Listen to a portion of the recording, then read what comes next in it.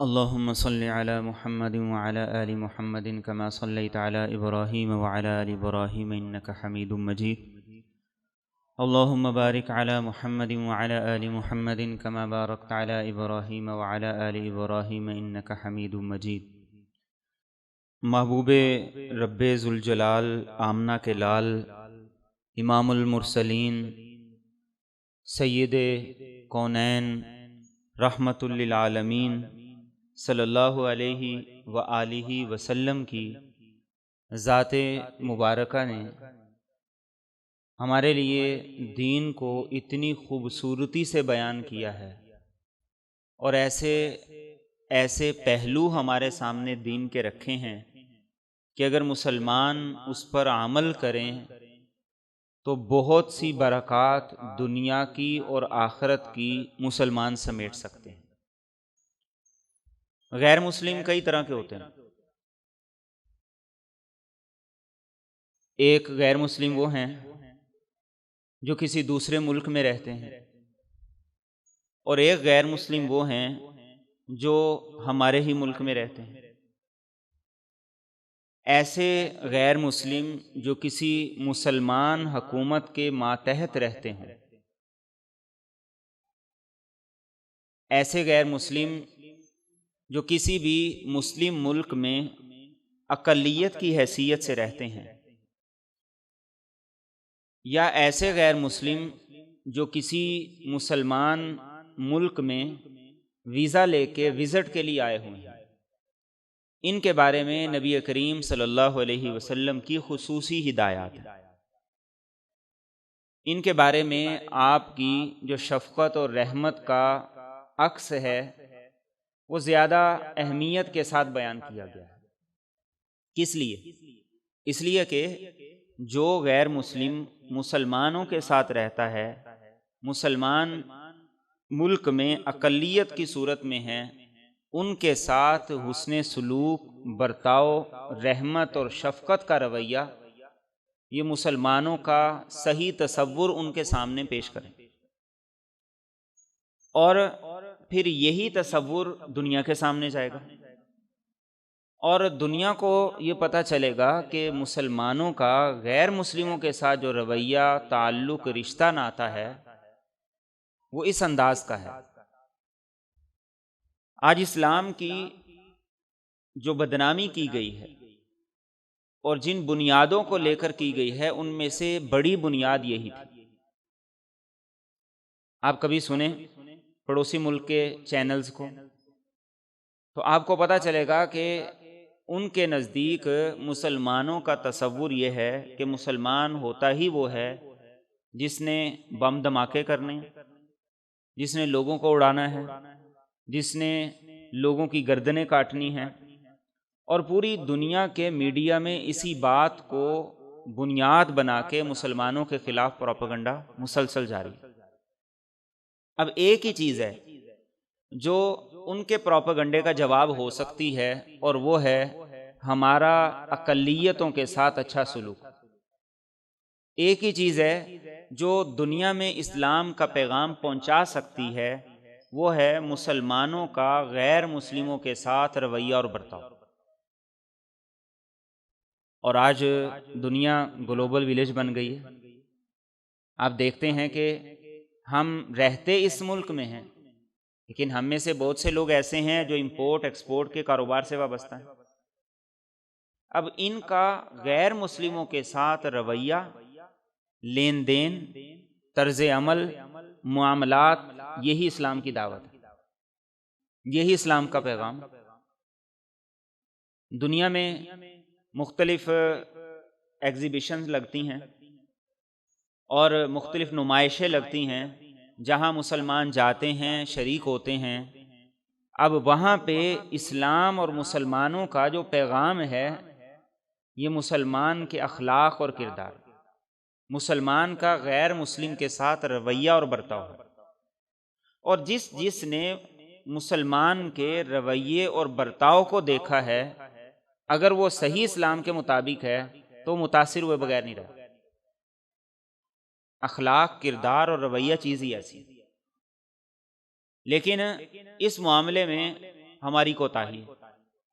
آج بطور مسلمان ہمیں رسول اکرم صلی اللہ علیہ وسلم کی ان تعلیمات کو دیکھنا ہے جو آپ نے خاص طور پر ان غیر مسلموں کے بارے میں ارشاد فرمائی جو مسلمان ملک میں رہ رہے ہیں اور اسی ملک کے شہری ہیں لیکن اقلیت ہے، یا مسلمان ملک میں ویزے پہ آئے ہوئے ہیں، وزٹ ویزا لے کے آئے ہوئے ہیں، سیاح ہیں، ان کے ساتھ جو رویہ اور برتاؤ ہے نبی کریم صلی اللہ علیہ وسلم نے ان کے بارے میں کیا فرمایا۔ ابھی گزشتہ دنوں آپ کے علم میں ہوگا کہ ایک نوجوان نے جو گھوڑا کرائے پہ دیتا تھا، گھوڑ سواری کراتا تھا، اس نے ایک غیر مسلم سیاح کے ساتھ بدسلوکی کی اور پوری دنیا میں بدنامی، پوری دنیا میں بدنامی۔ کس وجہ سے؟ کہ یہ لوگ کیسے ہیں، کیسے مسلمان ہیں کہ جو ان کے ملک میں سیاح بن کے گیا ہے، وزٹ کے لیے گیا ہے، یہ تو اس کا بھی خیال نہیں کرتا۔ اور بہت سے ایسے ہیں جنہوں نے انہی غیر مسلموں کے ساتھ اچھا رویہ اور برتاؤ اختیار کیا تو انہوں نے بڑا اچھا مسلمانوں کا جو تصور ہے وہ سارے کا سارا ادھر پیش کیا۔ تو اصل بات وہ یہ ہے کہ نبی کریم صلی اللہ علیہ وسلم ایسے غیر مسلموں کے ساتھ جنہیں اسلامی اصطلاح میں ذمی کہا جاتا ہے یا معاہد کہا جاتا ہے، ان کے ساتھ کیا رویہ کیا۔ اور یہاں یہ بات بھی سمجھیے کہ قرآن کریم نے یہ بات واضح کی ہے کہ غیر مسلم دو طرح کے ہیں۔ ایک غیر مسلم وہ ہیں جو دین کے معاملے میں مسلمانوں کے خلاف ہیں، مسلمانوں کو دین سے روکتے ہیں اور مسلمانوں کے لیے دین کے معاملے میں رکاوٹ ہیں، تو فرمایا کہ ایسے غیر مسلموں کے ساتھ تمہارا رویہ بھی لڑائی والا ہی ہونا چاہیے، حسن سلوک والا نہیں ہونا چاہیے۔ لیکن جو غیر مسلم مسلمانوں کے ساتھ اچھا رویہ رکھتے ہیں، پرامن ہیں، مسلمانوں کے لیے اسلام کے احکامات اور اس کی تعلیمات پر عمل کرنے میں رکاوٹ نہیں ہے، فرمایا ان سے نیکی بھی کرنی ہے، حسن سلوک بھی کرنا۔ اور یہ نیکی ہی ہے کہ نفلی صدقہ کسی عیسائی کو، کسی غیر مسلم کو بھی دیا جا سکتا ہے، یہ نیکی ہے۔ قربانی کا گوشت کسی غیر مسلم کو بھی دیا جا سکتا ہے، یہ نیکی ہی ہے، حسن سلوکی ہے۔ کسی غیر مسلم کے ساتھ لین دین، کاروبار، خرید و فروخت، تعلقات، یہ حسن سلوکی ہے۔ اور کسی غیر مسلم کے ساتھ لین دین ہے، کاروبار ہے، اس کے ساتھ کھانا پینا پڑ جاتا ہے تو اس کی بھی چند شرائط کے ساتھ گنجائش ہے، اجازت ہے۔ اسلام کھلا دین ہے، اسلام نے تو کبھی نہیں منع کیا کہ غیر مسلموں کے ساتھ تجارت نہ کرو، اسلام نے کبھی نہیں منع کیا کہ غیر مسلموں کی چیزیں نہ استعمال کرو۔ آج ہمارے بعض ذہنی مریض اسکالرز ایسے ہوتے ہیں کہ جن کا کام ہی صرف یہ ہے کہ وہ مسلمانوں کو یہی باتیں یاد دلاتے رہتے ہیں کہ دیکھو تم فلاں چیز استعمال کر رہے ہو، یہ فلاں ملک کی بنی ہوئی ہے، فلاں چیز ہے یہ فلاں ملک کی بنی ہوئی ہے، فلاں چیز ہے فلاں ملک کی بنی ہوئی ہے۔ تو پہلی بات تو یہ ہے کہ یہ سارے کے سارے کام کرنا کس کی ذمہ داری ہے؟ مولویوں کی ذمہ داری ہے؟ مولویوں کی تو کوئی ذمہ داری نہیں ہے۔ کیوں؟ مولویوں کی یہ فیلڈ ہی نہیں ہے۔ ذمہ داری کس کی ہے؟ ذمہ داری ہے کالجز کی، اسکولوں کی، یونیورسٹیز کی، جنہیں گورنمنٹ اربوں کے فنڈ دیتی ہے اور جنہیں گورنمنٹ مراعات دیتی ہے، ان کی ذمہ داری ہے۔ پڑوسی ملک چاند پہ چلا گیا ہے تو اس میں مولویوں کا کیا قصور ہے؟ ہم دیکھیں ہماری یونیورسٹیاں کیا تیار کر رہی ہیں، ہمارے کالجز کیا تیار کر رہے ہیں، اور ہمارے کیسے کیسے شگوفے ان کالجز سے، ان یونیورسٹیوں سے نکل رہے ہیں۔ کس نے کہا ہے کہ تم تعلیم پہ محنت نہ کرو؟ کس نے کہا ہے کہ تم تعلیم کے معاملے میں نااہلی کا، نالائقی کا ثبوت دو؟ کس نے کہا ہے؟ اور دوسری بات یہ ہے کہ اس طرح کے عورتوں والے تانے دینا یہ احساس کمتری کی علامت اور نشانی ہے۔ ہمارا چاول پوری دنیا میں جاتا ہے کہ نہیں جاتا ہے؟ تو ان کو نہیں کوئی تانے دیتا کہ مسلمانوں کے چاول لے کے کھا رہے ہو، کوئی شرم کرو، اپنے اگا لو۔ ہمارے کئی فروٹ ایسے ہیں جیسے مینگو ہے، اور کئی فروٹ ایسے ہیں جو پوری دنیا میں ایکسپورٹ ہوتے ہیں، ان کو نہیں کوئی شرم دلاتا کہ بھائی تم اپنے اگا لو، مسلمانوں سے کیوں منگوا رہے ہو؟ یہ صرف اور صرف احساس کمتری کی علامت اور نشانی ہے کہ ہمارے کچھ لوگ بس ہر وقت یہی بات کہتے رہتے ہیں۔ تو بھئی جن کی ذمہ داری ہے ان سے پوچھا جائے کہ تم نے کیا کردار ادا کیا ہے، اور اتنے جو فنڈز تم پہ خرچ ہو رہے ہیں یہ فنڈز کہاں لگ رہے ہیں؟ تو دنیا باہمی تعلقات اور باہمی لین دین اور باہمی تبادلے کی صورت میں چل رہی ہے ہمیشہ سے، اور چلتی رہے گی۔ ہر ایک کا اپنا اپنا حصہ ہے، ہر ایک کا اپنا اپنا کنٹریبیوشن ہے۔ تو اس بنیاد پہ دوسروں کو تانے دینا اور یہ کہنا کہ فلاں نے یہ کیا اور تم نے یہ نہیں کیا، اور فلاں چیزیں چھوڑ دو اس لیے کہ وہ غیر مسلموں نے بنائی ہیں، یہ نا اہلی اور بیوقوفی اور کم سمجھی کی علامت اور نشانی۔ تو ایک مسلمان کو کہا گیا کہ وہ غیر مسلموں کے ساتھ جو پرامن ہیں حسن سلوک بھی اختیار کرے، رویہ بھی اچھا رکھے اور برتاؤ بھی اچھا رکھے۔ چنانچہ نبی کریم صلی اللہ علیہ وسلم کی حدیث مبارکہ عبداللہ بن عمر رضی اللہ تعالیٰ عنہ، وہ کہتے ہیں کہ آپ صلی اللہ علیہ وسلم نے ارشاد فرمایا کہ جس آدمی نے کسی غیر مسلم کو قتل کر دیا تو اسے جنت کی خوشبو بھی نہیں آئے گی، اور فرمایا کہ جنت کی خوشبو 40 سال کی دوری سے آنا شروع ہو جاتی ہے۔ آپ جنت کا اندازہ کیجئے کہ اس جنت کے اندر کتنی خوشبو اور مہک ہوگی کہ جس جنت کی خوشبو 40 سال کی مسافت اور دوری سے آنا شروع ہو جاتی ہے۔ اور بعض احادیث میں تو آپ صلی اللہ علیہ وسلم نے فرمایا 500 سال جو آدمی جنت سے دور ہوگا اس کو جنت کی خوشبو آنا شروع ہو جاتی ہے۔ لیکن جس نے کسی غیر مسلم کو قتل کیا، فرمایا ایسا آدمی جنت میں جانا تو دور کی بات ہے، جنت کی خوشبو بھی نہیں سونگھ سکتا۔ اب اس حدیث کی روشنی میں ہم یہ سوچیں، یہ غور و فکر کریں، بھلا کیسے کوئی مسلمان کسی غیر مسلم پر خودکش حملہ کر سکتا ہے جس کے سامنے یہ حدیث ہو؟ اور غیر مسلم تو غیر مسلم، مسلمانوں کو نہیں چھوڑا جاتا، نہ ان کے جنازے محفوظ ہیں، نہ ان کے جلسے محفوظ ہیں، نہ ان کی ریلیاں محفوظ ہیں، اور کرنے والا کون ہے؟ خود کو وہ مسلمان کہتے ہیں۔ تو نبی کریم صلی اللہ علیہ وسلم نے حدیث طیبہ میں یہ بات ارشاد فرمائی، اور بڑی خوبصورت حدیث ہے۔ ابو ذر غفاری رضی اللہ تعالیٰ عنہ جلیل القدر صحابی ہیں، وہ فرماتے ہیں کہ اللہ کے رسول صلی اللہ علیہ وسلم نے یہ پیشین گوئی فرمائی تھی کہ تم جلدی مصر کو فتح کرو گے۔ آپ جب دنیا سے پردہ فرما کے گئے ہیں، مصر فتح نہیں ہوا تھا، آپ نے کہا جلدی مصر فتح کرو گے، اور یہ حضرت عمر فاروق رضی اللہ تعالیٰ عنہ کے دور میں فتح ہو گیا۔ اور آپ نے فرمایا کہ مصر کی کرنسی قیرات ہے، اس دور میں قیرات مصر کی کرنسی ہوتی تھی، یہ بھی صحابہ کو بتایا، اور کہا کہ جب مصر کو فتح کرو تو پھر وہاں کے لوگوں کے ساتھ اچھا سلوک کرنا۔ کیوں اچھا سلوک کرنا؟ یہ بات قابل توجہ ہے۔ فرمایا اس لیے اچھا سلوک کرنا کہ تمہاری ان کے ساتھ رشتہ داری ہے۔ مصر کے لوگوں سے کیا رشتہ داری ہے؟ مصر کے لوگوں سے رشتہ داری یہ ہے کہ حضرت ابراہیم علیہ السلام کا مصر سے تعلق تھا، حضرت ہاجرہ کا مصر سے تعلق تھا۔ رشتہ داری دیکھیں کہاں میرے اور آپ کے نبی صلی اللہ علیہ وسلم نے جا کے ملائی، کہ آپ نے فرمایا کہ مصر کے لوگوں کے ساتھ اچھا سلوک اس لیے کرنا کہ تمہاری ان سے رشتہ داری ہے۔ ابراہیم علیہ السلام کہاں اللہ کے رسول صلی اللہ علیہ وسلم سے ہزاروں سال پہلے آئے، تو جو پیغمبر اتنی دور کی رشتہ داریاں نبھانے کا حکم دیتے ہیں، کیا قریب کی رشتہ داریوں کو گھاس بھی نہ ڈالی جائے؟ اور یہ کہہ کے بندہ فارغ ہو جائے کہ ہم کون سا ان سے لے کے کھاتے ہیں۔ بس اصل مسئلہ یہ ہے، جس کو اللہ نے تھوڑا سا خود مختار کیا اس کو پر لگ گئے، بجائے اس کے کہ وہ جھک جاتا،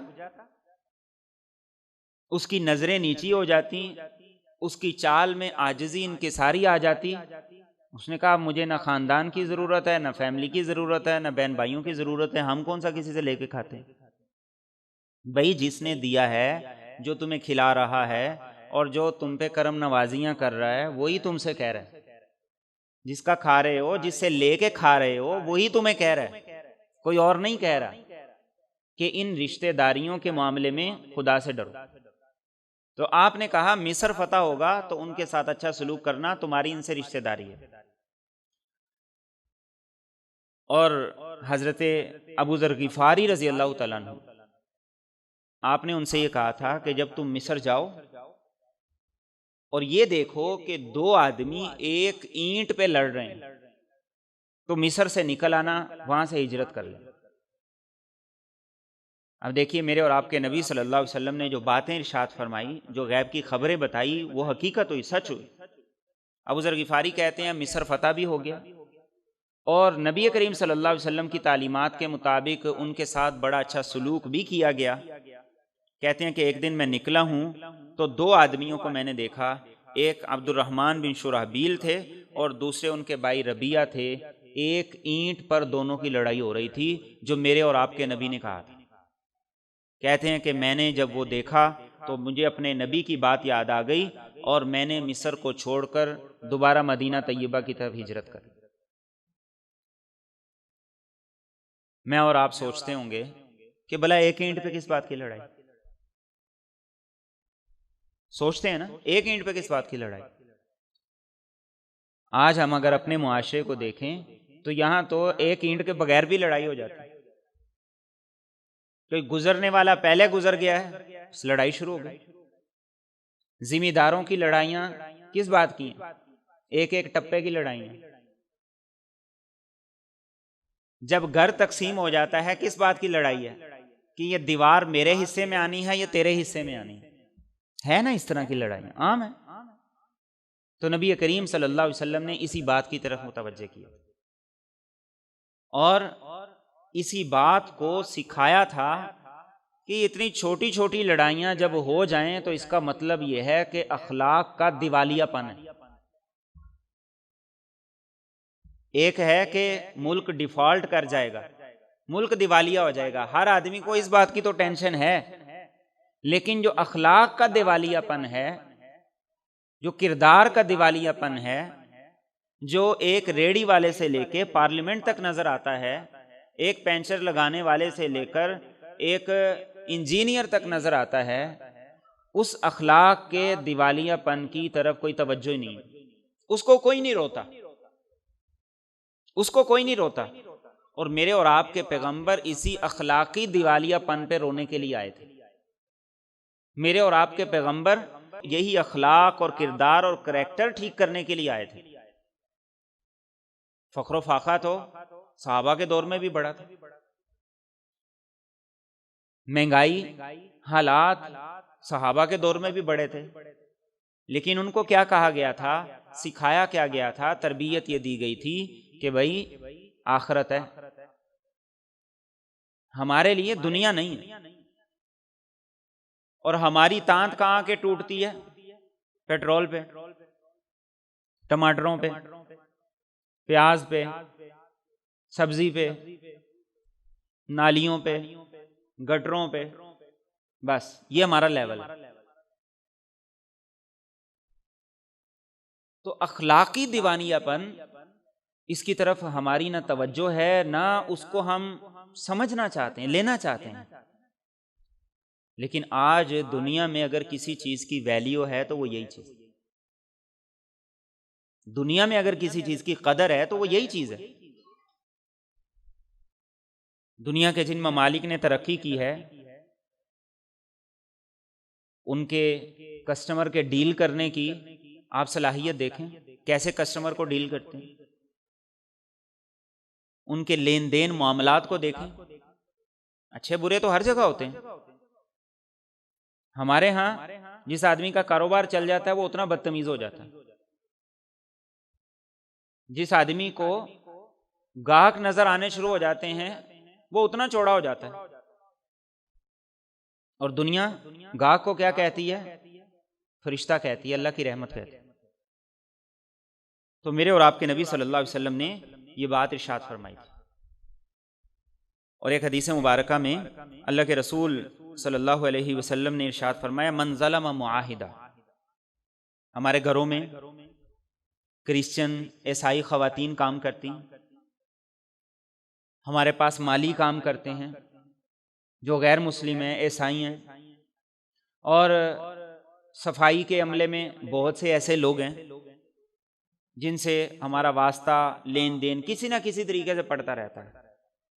آپ صلی اللہ علیہ وسلم نے فرمایا من ظلم معاہدہ، جس آدمی نے کسی غیر مسلم کے ساتھ ظلم کیا، زیادتی کی، اب انتقصہ، یا اس کے حق میں کمی کی، جتنی اس کی مزدوری بنتی تھی، اجرت بنتی تھی، وہ نہیں دی، او کلفہ فوق طاقتہ، یا جتنا وہ کام کر سکتا تھا اس سے زیادہ کام اس کے ذمہ ڈال دیا، او اخذ منہ شیئا بغیر حقہ، یا کوئی کام اس سے فری میں کروا لیا اور اس کی اجرت اسے نہیں دی، فانا حجیجہ یوم القیامہ، فرمایا ایسے غیر مسلم کا کیس قیامت کے دن میں لڑوں گا. جس غیر مسلم کا کیس لڑنے والے میرے اور آپ کے نبی ہوں، جو شفیع المذنبین ہیں، جنہوں نے سفارش کرنی ہے، شفاعت کرنی ہے مسلمان کی، وہ مسلمان کہاں جائے گا؟ اسے کس نے بچانا ہے؟ اسے کون چھوڑائے گا؟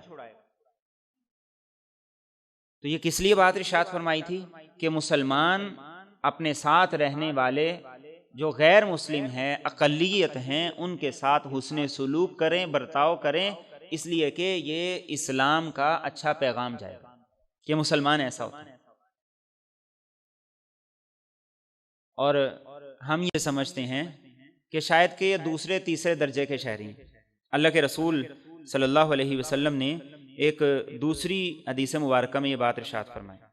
آپ نے ارشاد فرمایا کہ غیر مسلم کا قتل اس کا بدلہ وہی ہے جو مسلمان کے قتل کا. ایک مسلمان نے آپ صلی اللہ علیہ وسلم کے دور میں ایک یہودی کو قتل کر دیا.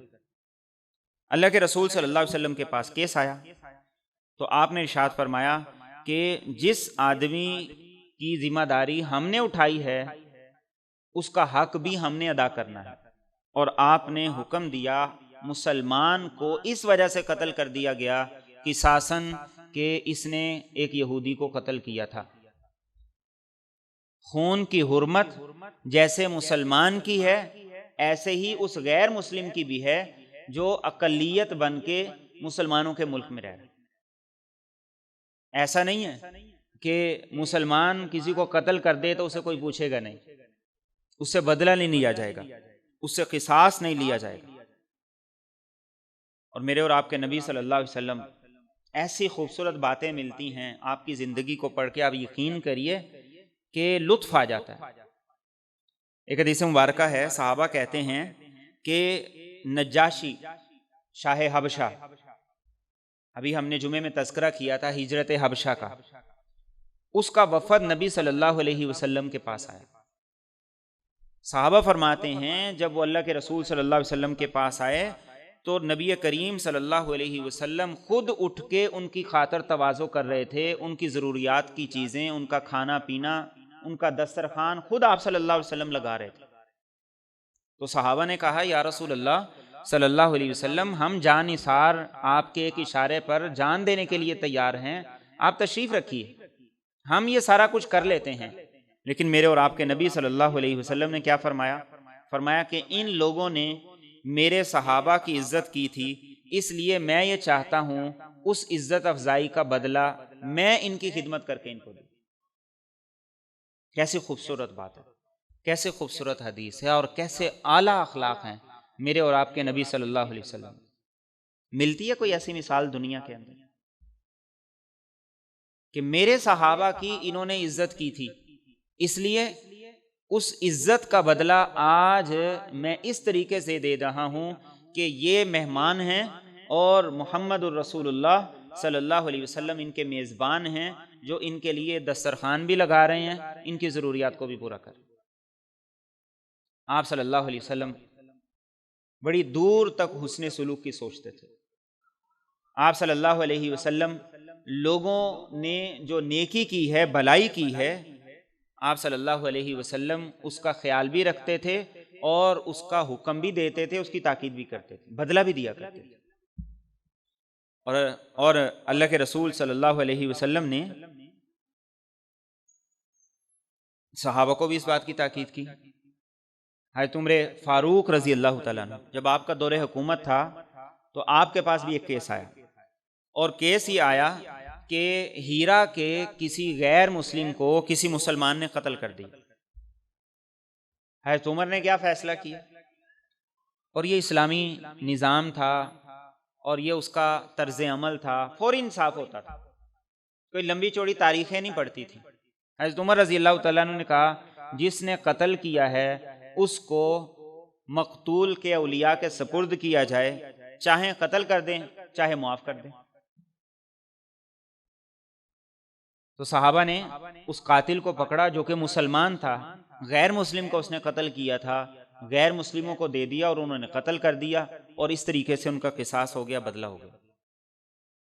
تو صحابہ کرام رضی اللہ تعالیٰ عنہ اجمعین اسی طرز عمل پہ چلتے تھے جو میرے اور آپ کے نبی صلی اللہ علیہ وسلم کا طرز عمل ہے۔ اور حضرت علی المرتضیٰ رضی اللہ تعالیٰ عنہ، آپ کے دور میں بھی ایسا کیس آیا کہ ایک آدمی نے کسی غیر مسلم کو قتل کر دیا۔ آپ نے گواہ طلب کیے، گواہ آگے، تو آپ نے فیصلہ کیا کہ اس مسلمان کو قصاصاً قتل کر دیا جائے۔ کچھ وقت گزرا تو اس کا بھائی آ گیا، مقتول کا بھائی آ گیا، اور اس نے آ کر یہ کہا کہ میں نے اس مسلمان کو معاف کر دیا۔ حضرت علی رضی اللہ تعالیٰ عنہ نے کہا لگتا ہے کہ مسلمانوں نے تم پہ صلح کے لیے دباؤ ڈالا، لگتا ہے مسلمانوں نے تمہیں ڈرایا دھمکایا ہے کہ ہم تمہیں یہاں رہنے نہیں دیں گے، محلے سے نکال دیں گے، شہر سے نکال دیں گے، اس لیے تم مسلمان کو معاف کر رہے ہو جس نے تمہارے بھائی کو قتل کیا۔ تو اس نے کہا کہ نہیں، بالکل ایسی بات نہیں، نہ مسلمانوں نے مجھ پہ دباؤ ڈالا ہے، نہ انہوں نے مجھے کوئی دھمکی دی ہے، میں اپنی خوشی سے معاف کر رہا ہوں، اس لیے کہ اگر میں اسے قتل کر دوں تو میرا بھائی تو واپس نہیں آئے گا، اس لیے میں اسے معاف کرتا ہوں۔ تو حضرت علی رضی اللہ تعالیٰ عنہ نے اس موقع پر یہ بات ارشاد فرمائی کہ جو غیر مسلم ہمارے ماتحت رہتے ہیں ان کا خون اسی طرح قابل احترام ہے جیسے مسلمانوں کا قابل احترام، ان کی جان کو ویسے ہی تحفظ ہے جیسے مسلمان کو تحفظ ہے، اور ان کے مال کو بھی ویسا تحفظ ہے، ان کی املاک کو بھی ویسا تحفظ دیا جائے گا جیسے مسلمانوں کی املاک کو تحفظ دیا جاتا ہے۔ اور ہمارے ہاں کیا حال ہے؟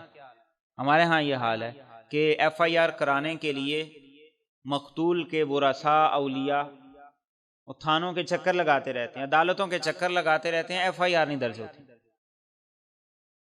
اسلام اور اسلامی نظام اور اس کا طرز عمل یہ ہوا کرتا کہ فوری کیس لگتا تھا، فوری فیصلہ ہوتا تھا اور فوری طور پر سزا ہو جاتی، نہ لمبا چوڑا کوئی نظام تھا اور نہ ہی لمبا چوڑا قانون تھا۔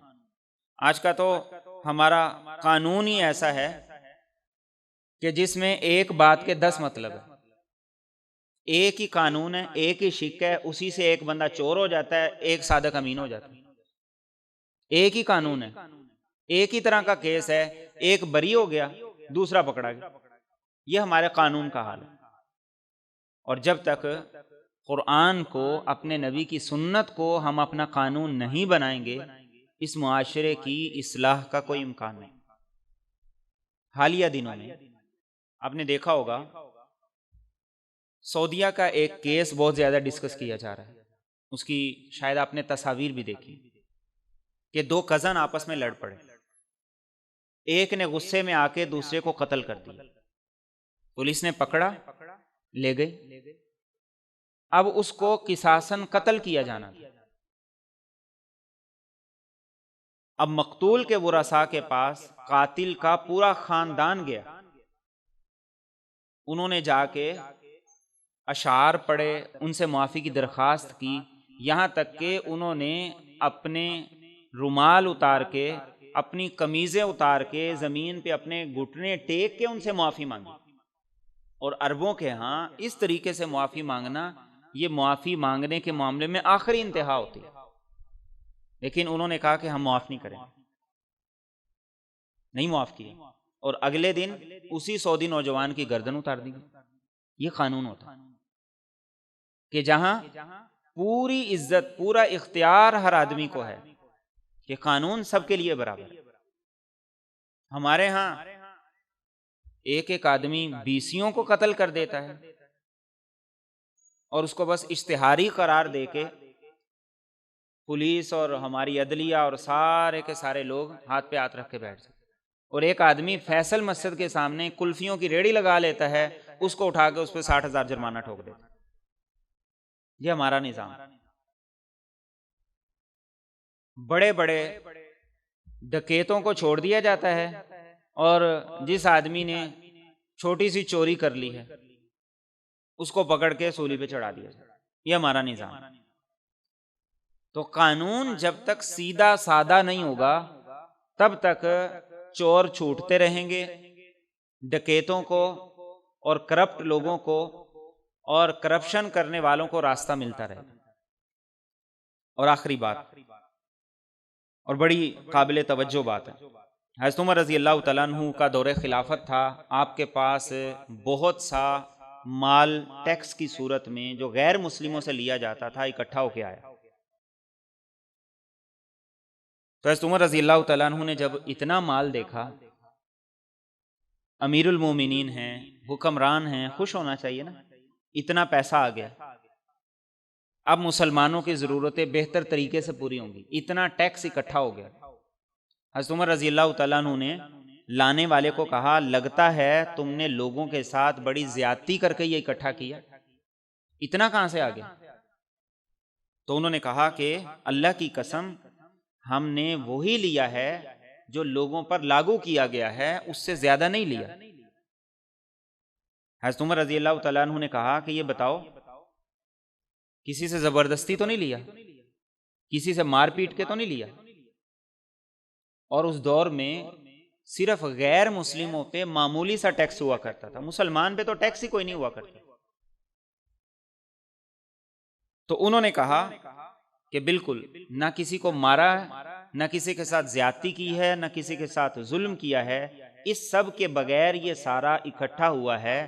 تو حضرت عمر رضی اللہ تعالیٰ عنہ نے اللہ کا شکر ادا کیا کہ اللہ کا شکر ہے جس نے میرے ہاتھ سے کوئی ایسا کام نہیں کروایا جس سے میری رعایا کے ساتھ، عوام کے ساتھ ظلم اور زیادتی ہو اور ناجائز طریقے سے ان سے ٹیکس اکٹھا کیا جا رہا ہے.